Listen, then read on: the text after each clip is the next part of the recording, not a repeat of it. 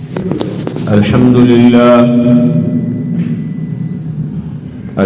لله نحمده ونستعينه ونستغفره ونؤمن به ونتوكل عليه ونعوذ بالله من شرور أنفسنا ومن سيئات أعمالنا من يهده الله فلا مضل له ومن يضلله فلا هادي له ونشهد أن لا إله إلا الله وحده لا شريك له ونشهد أن سيدنا ومولانا محمدا عبده ورسوله أما بعد فأعوذ بالله من الشيطان الرجيم بسم الله الرحمن الرحيم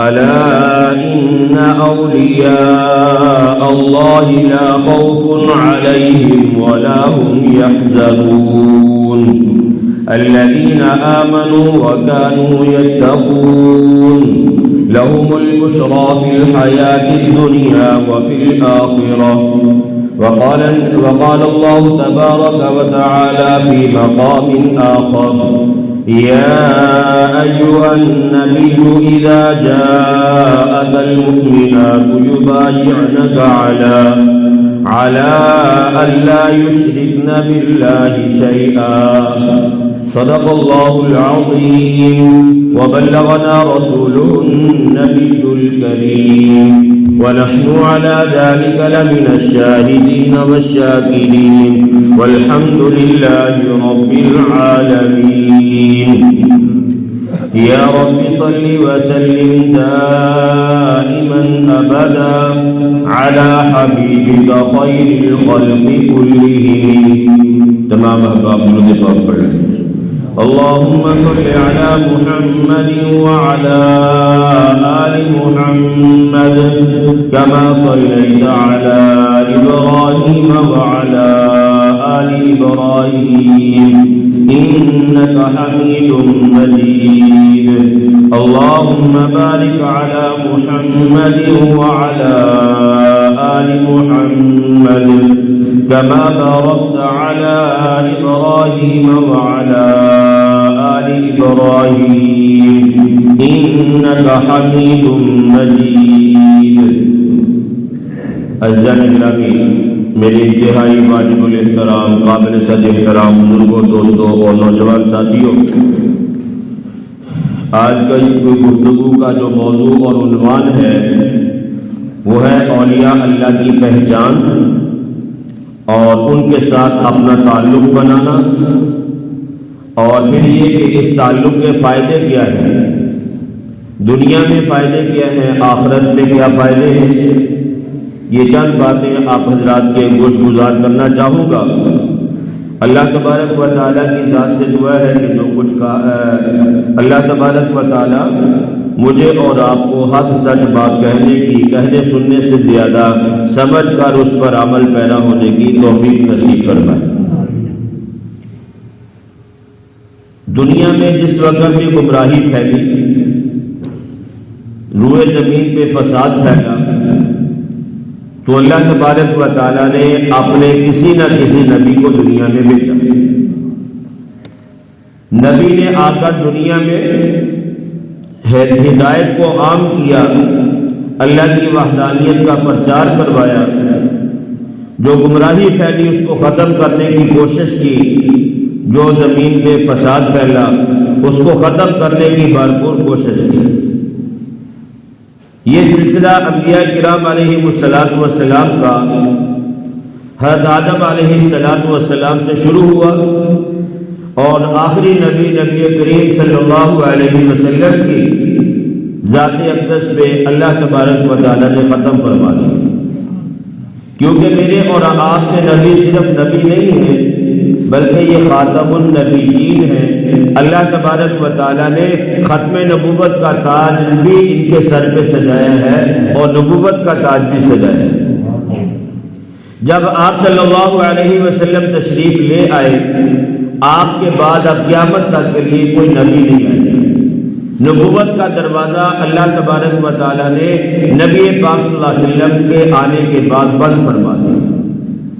اب جب ختم نبوت ہو چکی، لیکن اب بھی اگر دیکھیں دنیا میں فساد پھیل رہے، دنیا میں گمراہیاں پھیل رہی ہیں، تو ان کو ختم کیسے کیا جائے؟ ان کو ختم کرنے کے لیے اب کون آئے گا؟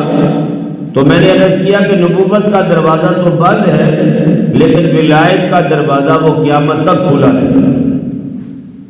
علم حاصل کیا جاتا ہے دینی اداروں سے، دینی مدرسوں سے، مساجد اور مراکز اور مکاتب سے۔ اس کے اوپر عمل پیرا ہونا اور اپنے اعمال کی اصلاح کرنا، اس کے لیے کسی ولی کامل کی صحبت انسان کے لیے انتہائی ضروری ہے۔ پڑھنے سے بندہ عالم تو بن جاتا ہے، الفاظ کی پہچان ہو جاتی ہے، لیکن عمل کیسے کرنا ہے، دنیا میں زندگی کیسے گزارنی ہے، اس کے لیے ایک مصلح، ایک مربی اور ایک ولی کامل کا ہونا ضروری ہے۔ تو میں نے کیا کہ علم مل جاتا ہے مدارس سے، اور عمل کے لیے اپنی زندگی کا رخ ٹھیک کرنے کے لیے ہمیں کسی ولی کامل کی صحبت کا ہونا ہمارے پاس انتہائی ضروری ہے۔ جن کو یہ حاصل ہو جاتی ہے ان کی زندگیوں کے رخ الحمدللہ ٹھیک ہو جاتے ہیں۔ تو میں نے عرض کیا تھا کہ سب سے پہلے نمبر پہ جو گفتگو کی جائے گی وہ یہ کہ ولی کی پہچان کیا ہے۔ ولی ہم کس کو سمجھیں کہ یہ ولی ہے؟ جو ہوا میں اڑ رہا ہے کیا ہم اس کو ولی کہیں؟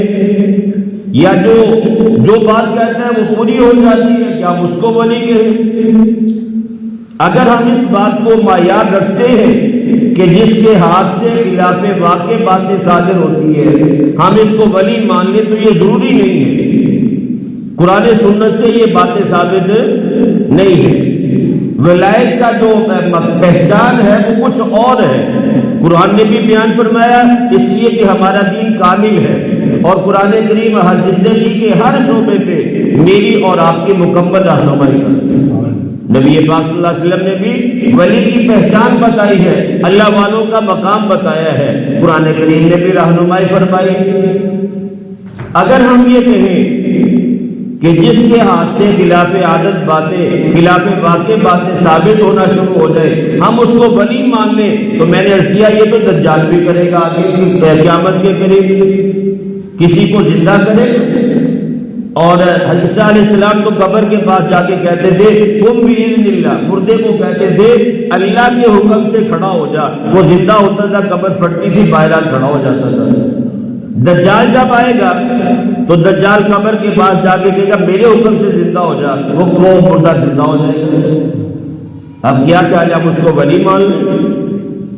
جبکہ اللہ کے نبی صلی اللہ علیہ وسلم نے فرمایا جو ایمان والا ہوگا وہ اس کی پیشانی پہ لکھا ہوا پڑھ لے گا، اللہ نے اس کی پیشانی پہ لکھا ہوگا کہ یہ کافر ہے۔ کافر کا لفظ دجال کی پیشانی پہ لکھا ہوگا۔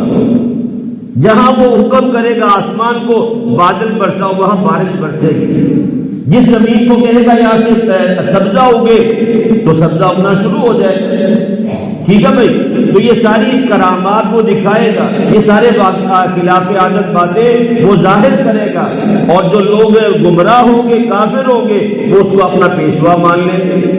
لیکن اس وقت بھی مسلمان جو ہوں گے صحیح معنی میں وہ دجال کو کبھی بھی مسلمان تسلیم نہیں کریں گے۔ میں نے عرض کیا کہ آج بھی ہماری سوچ یہی ہے کہ جس بندے کے ہاتھ سے خلاف عادت، خلاف واقع باتیں ظاہر ہونا شروع کر دیں ہم کہتے ہیں یہ ولی، یہ پہنچی ہوئی شخصیت ہے۔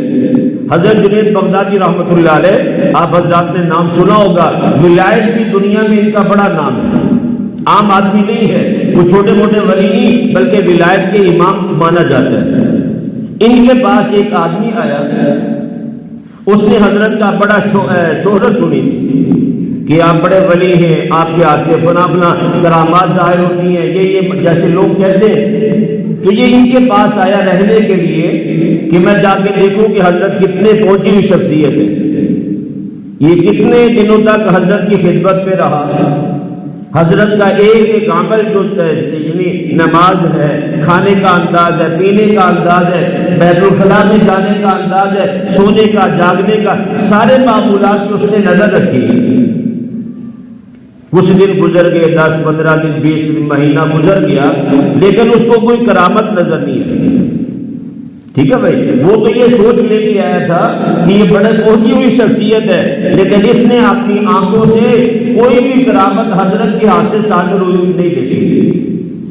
تو یہ جب جانے لگا، اس نے اجازت مانگی، اس نے کہا حضرت مجھے اجازت دے، میں جانا چاہتا ہوں، اور آنے کا مقصد بھی بتا دیا کہ میں آیا تھا آپ کی کرامات دیکھنے کے لیے، اتنے دن رہا ہوں، میں نے آپ سے کوئی کرامت نہیں دیکھی۔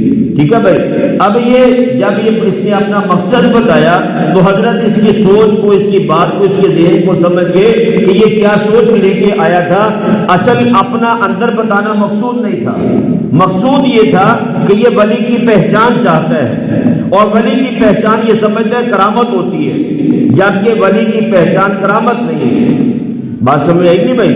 ولی کی پہچان جنید بغدادی رحمۃ اللہ علیہ نے اس کو یہ بتلائی، اس کو کہا بھائی میرے پاس بیٹھ جاؤ، وہ بندہ بیٹھ گیا۔ حضرت نے پوچھا بتاؤ تم جتنے دن یہاں میرے پاس رہے ہو، تم نے میرا کوئی ایک عمل چھوٹے سے چھوٹا یا بڑے سے بڑا خلاف سنت دیکھا ہے؟ اس نے کہا نہیں۔ آپ نے پوچھا میں نے کھانا کھایا ہو اور کھانا میں نے خلاف سنت کھایا ہو؟ کہا نہیں۔ آپ نے دیکھا ہو میں سویا ہوں، میں شریعت اور سنت کے خلاف سویا ہوں؟ کہا نہیں ایسا نہیں۔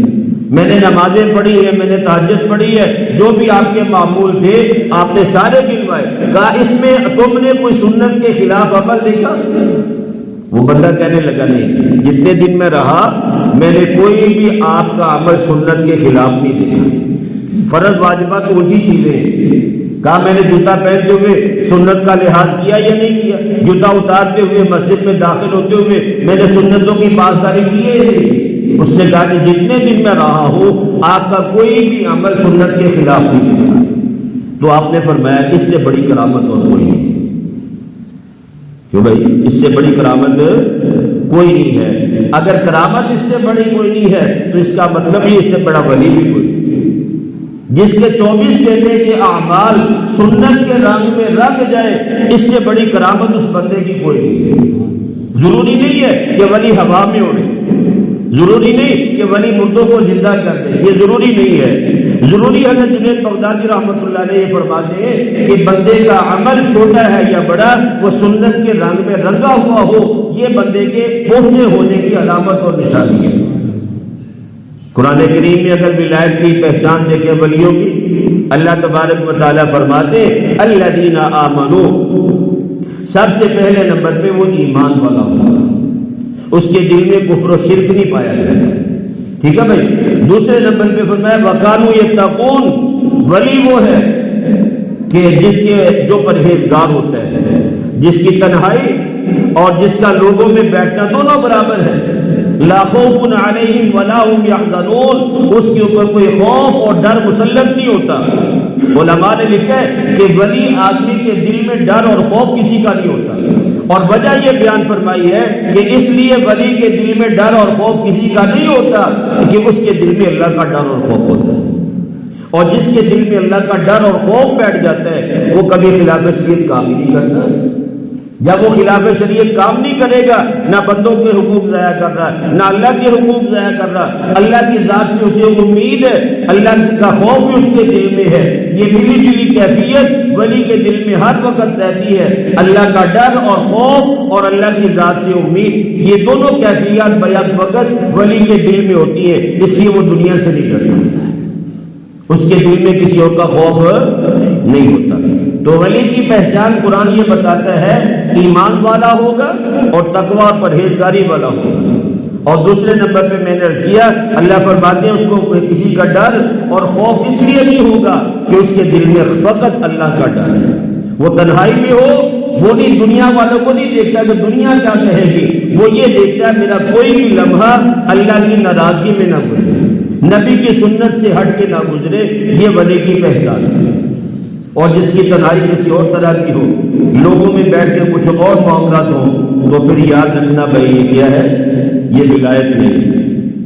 قرآن کریم نے یہ بات ارشاد فرمائی تتجافى جنوبهم عن المضاجع يدعون ربهم خوفا وطمعا، جو اللہ کا ولی ہوگا نا وہ کچھ دیر رات کو سوئے گا اور سونے کے بعد اللہ کے حضور کھڑا ہو جائے گا، وہ تہجد گزار ہوگا، ٹھیک ہے بھائی. اور میں نے کیا خوف و طمع، اللہ سے امید بھی ہے، اللہ سے ڈر بھی، دعا مانگ رہا ہے، یہ دل میں کھٹ گیا ہے، ممکن ہے میرا اللہ میری دعا کو قبول نہ کرے، وہ قادر ہے، اس سے پوچھنے والا کوئی نہیں ہے. اور یہ امید ہوتی ہے کہ اللہ نے اگر مجھے اپنے سامنے کھڑا کیا ہے، اپنے گھر میں مجھے لے کے آیا ہے، باوضو ہو کر اپنے سامنے سجدہ ریز ہونے کی توفیق دی ہے، اس کا مطلب یہ ہے کہ میرا اللہ مجھ سے محبت کرتا ہے، امید ہے کہ وہ میری بات کو رد نہیں کرے گا.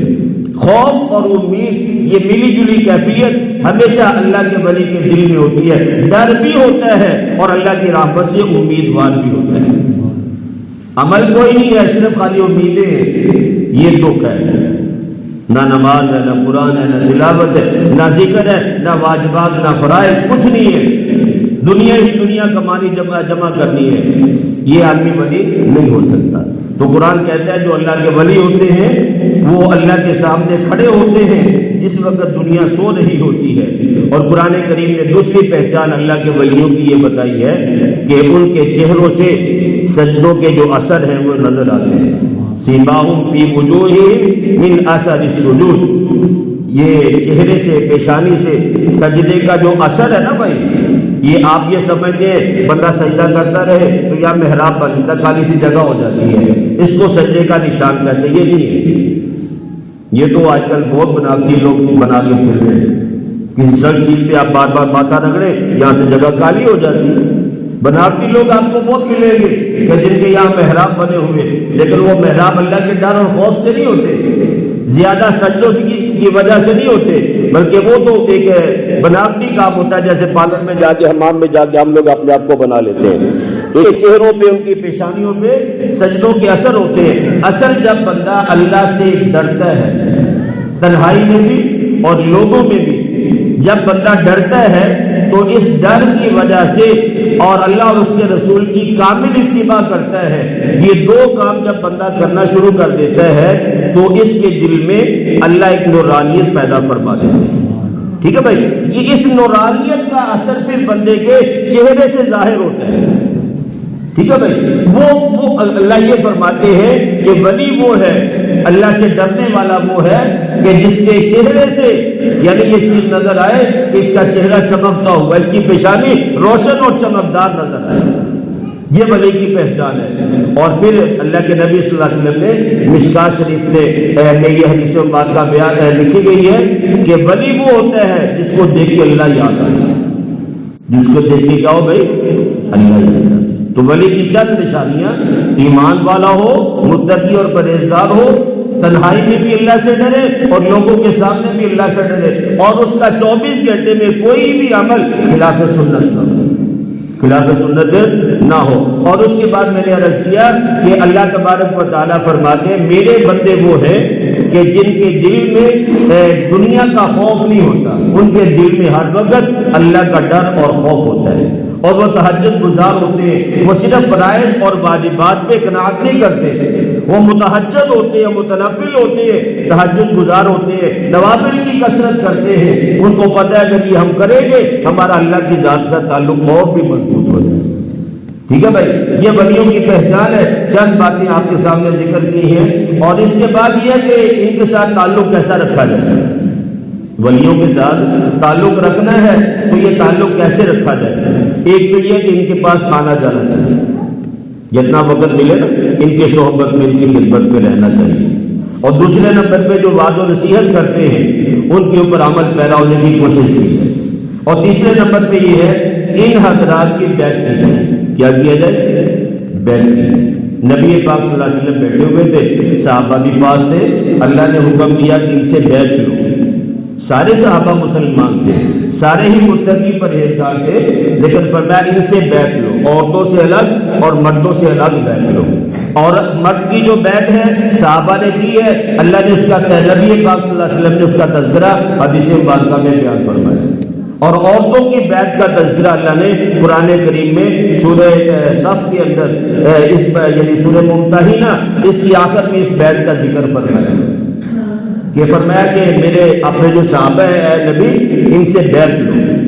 جب کسی اللہ والے سے بیعت کر لیتے نا بھائی، وہ ہماری توبہ کا گواہ بن جاتا ہے کہ آنے سے میرے سامنے اپنی بدعمالیوں سے کیا کی تھی بھائی؟ توبہ کی۔ کل قیامت کے دن وہ جا کے میرے اور آپ کے حق میں گواہی دے۔ اور دوسرے نمبر پہ جب ہم بیعت کر لیتے ہیں، ان کے کہے ہوئے تعلیمات کی عمل پیرا ہوتے ہیں، تو پھر آہستہ آہستہ ان کی توجہات اور ان کی دعاؤں سے ہمیں حصہ ملنا شروع ہوتا ہے۔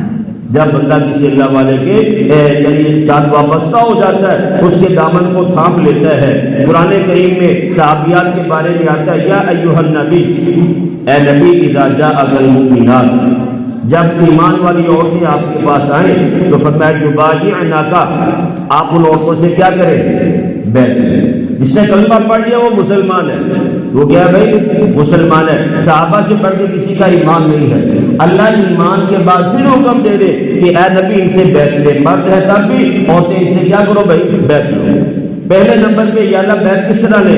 فرمایا علی اللہ یشرکن باللہ شیئا، پہلے نمبر پہ یہ اس بات کی گواہی ان سے لے کہ یہ کبھی بھی اللہ کے ساتھ کسی کو شریک نہیں کرے، ٹھیک ہے بھائی؟ دوسرے نمبر پہ ولا یسرقن، اور یہ بیعت کرنے والی عورت یہ اقرار کرے کہ کبھی میں چوری نہیں کروں گی، ولا یزنین، اور کبھی زنا نہیں کروں گی، ولا یقتلن اولادہن، عرب میں اپنی بیٹیوں کو قتل کرنے کا رواج تھا، فرمایا اس سے بیعت لو کبھی بھی اپنی اولاد کو قتل نہیں کرے۔ آج یہ ہو رہا نہیں ہوتا بھائی؟ بچوں کو مارنے والا آج یہ سلسلہ ہے کہ نہیں؟ بولو بھائی، ہے نا؟ بجلی کے بلوں سے تنگ آ کے کسی نے خودکشی کر لی، بے روزگاری سے تنگ آ کے اس نے خود بھی زہر کھا لی، اپنے بچوں کو بھی کھلا دی۔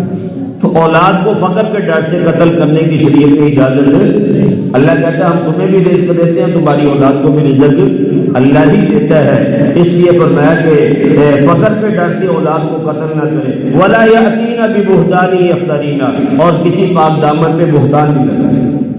یہ شرائط کے ساتھ صحابہ سے نبی پاک صلی اللہ علیہ وسلم نے مردوں سے بھی عورتوں سے بھی بیعت کی ہے، ٹھیک ہے بھائی؟ اچھا آپ ذرا مجھے یہ بات بتائیں کہ صحابہ جیسا کوئی حافظ اور قاری تھا؟ بولو بھائی، صحابہ جیسے پائے کہ قاری اور حافظ اس زمانے میں کوئی نہیں ہے، صحابہ جیسے عالم اور مفتی بھی کوئی نہیں ہے، صحابہ جیسا مفسر قرآن اور مجتہد وقت کا امام بھی کوئی نہیں تھا، لیکن کسی صحابی کو مفتی صاحب نہیں کہتے، کسی صحابی کو قاری صاحب نہیں کہتے۔ بولو بھائی، آپ نے کبھی سنا قاری ابوبکر صاحب رضی اللہ تعالیٰ عنہ، قاری عمر رضی اللہ عنہ، کیا یہ قاری نہیں تھے؟ بولو بھائی، یہ قاری تھے، یہ حافظ قرآن بھی تھے، یہ قرآن کریم کی تفسیر کو بھی سمجھتے تھے، یہ وقت کے مجتہد بھی تھے، لیکن پھر بھی ان کو اس لقب کے ساتھ نہیں پکارا جاتا۔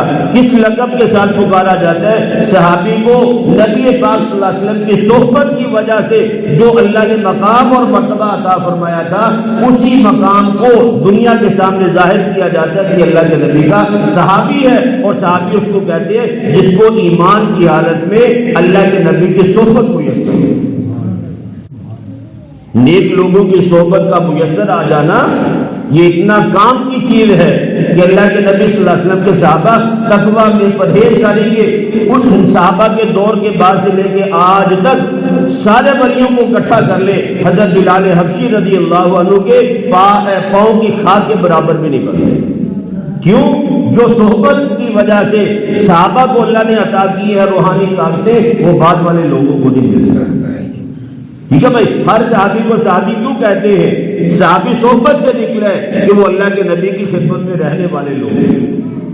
تو اگر مجھے اور آپ کو کسی اللہ والے کی صحبت میسر آ جائے تو کیا خیال ہے، میری اور آپ کی دنیا نہیں بدلے گی؟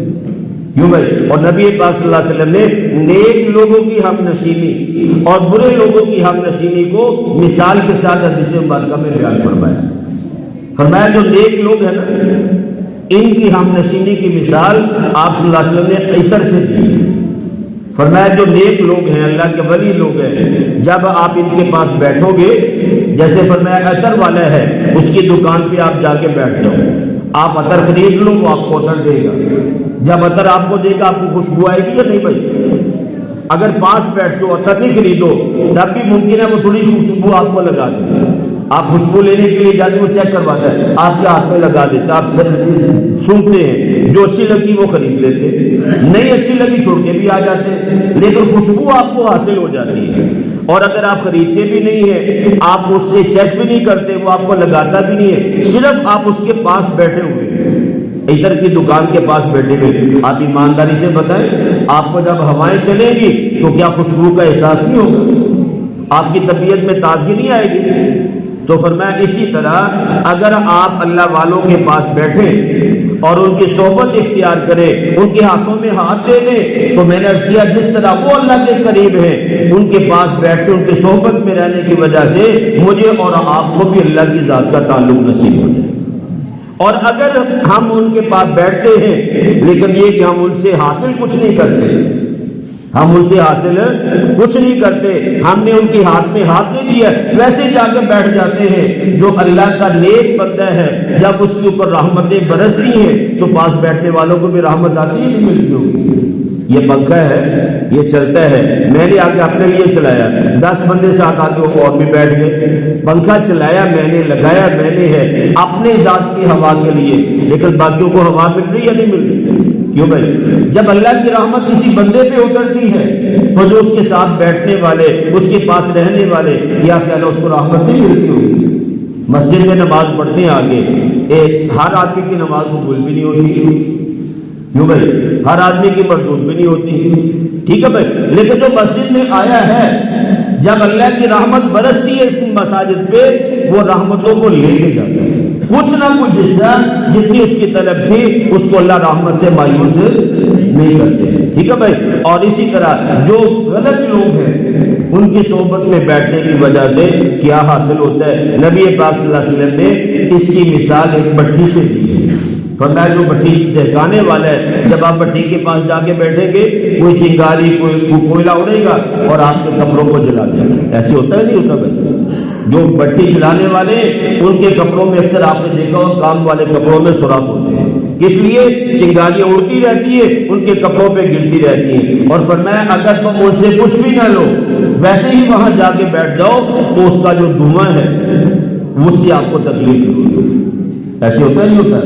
آگ جل رہی ہے، روڈ کے اوپر دھواں ہے، پورا روڈ دھویں سے بھرا ہوا ہے، جیسے آج کل یہ دھوندا یا اسموک ہے، آپ چلتے ہیں آپ کے ناک میں جاتی ہے، وہ آگے نہیں جاتی ہے، کیوں؟ آپ ایک کے لیے تو نہیں یہ نکلا، سب کے لیے، سب کے نام میں اس کا اثر ہوتا ہے۔ تو آپ صلی اللہ علیہ وسلم نے فرمایا کہ برا ہم نشین وہ بھٹی کی مانند ہے، ایک آدمی ہے وہ برے آدمی کے ساتھ جا کے بیٹھتا ہے، اپنے نفس پہ کنٹرول ہے، جواری ہے، سود خور ہے، اس کے ساتھ بیٹھتا ہے، وہ سود خوری نہیں کرتا، وہ شراب نہیں پیتا، لیکن اس کے ساتھ بیٹھتا ہے۔ اگر یہ اپنے نفس پہ کنٹرول کر کے اس کی بری عادتوں کو نہیں بھی لیتا، مان لیا، اگر اس کے اوپر جب اللہ کی طرف سے یعنی عذاب نازل ہو رہا ہے یا اللہ کی زحمت، اللہ کی لعنت اس پہ برستی ہے، تو یہ ساتھ رہنے والے پہ بھی اثر ہوگا یا نہیں ہوگا؟ کیوں بھائی؟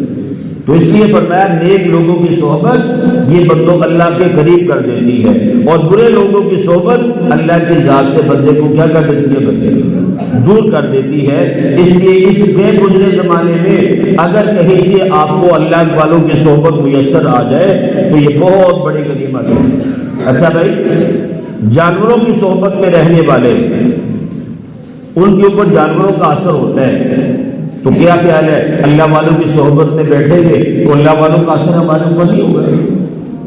حیات الحیوانات کتاب ہے، اس کے اندر یہ بات لکھی ہے کہ گھوڑے جو اونٹ ہے اس کے مزاج میں ضد ہوتی ہے، آپ نے واقعات سنے ہوں گے، وقت مختصر ہے، تو اونٹ کے مزاج میں ضد ہوتی ہے، جو اونٹ پالنے والے ہیں ان کے مزاجوں میں بھی ضد ہوتی ہے۔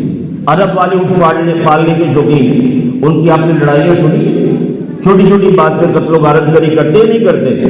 یہ کیا تھا؟ یہ اونٹ کی صحبت میں رہنے کا اثر ہے۔ اور جو لوگ گھوڑے پالتے ہیں گھوڑے کے مزاج میں تکبر ہے، یہ بھاگتا بھی ہے اڑتا بھی ہے، یعنی اتنی تیز سپیڈ سے اس کے مزاج میں تکبر ہے، اور گھوڑے پالنے والوں کے مزاج میں بھی کیا ہوتا ہے؟ تکبر نہیں۔ تو کبھی گھوڑے پالنے والوں کے پاس بیٹھ کے دیکھ لینا، آپ کو پتہ چلے کہ باتوں میں بڑا پن نظر آتا ہے، بڑی بڑی چھوڑتے ہیں، اس لیے گھوڑے کے ساتھ رہنے کی وجہ سے ان کے مزاج میں تکبر آ چکا ہے۔ اور بکری کے مزاج میں اللہ نے نرمی رکھی، بکریاں جو چرانے والے ہیں، جو چرواہے ہیں، ان کے مزاج میں آپ نرمی دیکھو گے۔ اللہ نے سارے نبیوں سے بکریاں چرائی، کیوں؟ مزاج میں نرمی آ جائے۔ مزاج میں کیا ہے بھائی؟ نرمی آ جائے۔ تو آپ ایمانداری سے بتائیں، اگر جانوروں کے ساتھ، جانوروں کی صحبت میں رہنے کی وجہ سے جانوروں کا اثر انسان کے مزاج میں پیدا ہوتا ہے، تو کیا خیال اللہ والوں کی صحبت میں رہ کے اللہ والوں کا اثر دل میں نہیں آئے گا؟ کیوں بھائی؟ تو اللہ والوں کی صحبت اس گئے گزرے دور میں اگر کسی کو مل جائے تو میں نے عرض کیا کہ یہ اللہ تعالیٰ کی سب سے بڑی نعمت ہے۔ دیکھیں بھائی، ماں کے پیٹ سے کوئی نشئی پیدا نہیں ہوا، ماں کے پیٹ سے کوئی چور پیدا نہیں ہوا، ماں کے پیٹ سے کوئی زانی پیدا نہیں ہوا۔ جب بچہ پیدا ہوتا ہے، اللہ کے نبی صلی اللہ علیہ وسلم نے فرمایا کہ فطرت پہ، اسلام پہ پیدا ہوتا ہے۔ یہ ایک پورا کاغذ ہے، ماحول اس کو بناتا ہے اور ماحول اس کو بگاڑتا ہے۔ اگر یہ نیک لوگوں کی صحبت میں رہے گا، یہ ایک اچھا انسان بنے گا، اور اگر یہ برے لوگوں کی صحبت میں رہتا ہے تو پھر برائی اس کے اوپر کیا ہو جائے گی بھائی؟ غالب آ جائے گی۔ نشیوں کے ساتھ رہنے کی وجہ سے بندہ پینے کا عادی بن جاتا ہے، سود خوروں کے ساتھ رہنے کی وجہ سے سود خوری کی عادت بندے کے اندر پیدا ہوتا ہے، ٹھیک ہے بھائی؟ چوروں کے ساتھ رہنے کی وجہ سے مال کو لوٹنے کا مادہ بندے کے اندر پیدا ہوتا ہے۔ تو اگر اللہ والوں کے ساتھ رہیں گے پھر تو صحبت اولیاء یہ بندے کے لیے انتہائی ضروری ہے۔ آج کی گفتگو کا خلاصہ یہ ہے کہ اولیاء اللہ کی پہچان پہلے ضروری ہے، اور پھر ان کے دامن کے ساتھ وابستہ ہونا یہ بھی بہت ضروری ہے۔ اور ولی کی پہچان کرامت نہیں ہے، الکرامت فوق استقامت، دین کے اوپر استقامت، فرائض واجبات سنن، جو بندہ اس کا پابند ہے وہ اللہ کا بندہ۔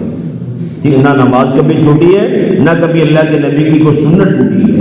جو بندہ اس پہ استقامت اختیار کر لے، اس سے بڑی کرامت کوئی نہیں، ٹھیک ہے بھائی؟ اور میں نے عرض کیا کہ ان کی صحبت جہاں میسر آ جائے، جہاں مل جائے، اس کو اپنے لیے غنیمت سمجھے۔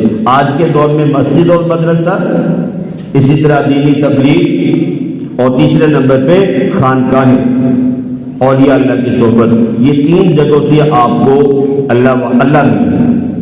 ان تینوں جگہوں میں سے کسی ایک جگہ کے ساتھ آپ وابستہ ہو جائیں، مسجد ہے یا دینی مدرسہ ہے یا اسی طرح خانقاہ ہے، کوئی پیر صاحب وہاں تشریف فرمائے، واقعتاً اللہ کے ولی ہے، یا اللہ کے راستے میں چلنے والے لوگ جس کو آپ دعوت و تبلیغ کہتے ہیں، کسی بھی انداز سے تبلیغ کرنے والے، جہاد کے ذریعے سے یا دوسرے ذریعے سے، ان تینوں میں سے کسی ایک کے ساتھ ضرور وابستہ ہو جائے، انشاءاللہ آپ کی آخری منزل اللہ کی ذات ہے۔ اللہ پاک مجھے اور آپ کو کہنے سننے سے زیادہ سمجھ کر عمل پیرا ہونے کی توفیق نصیب فرمائے۔ تمام احباب سنت ادا کریں۔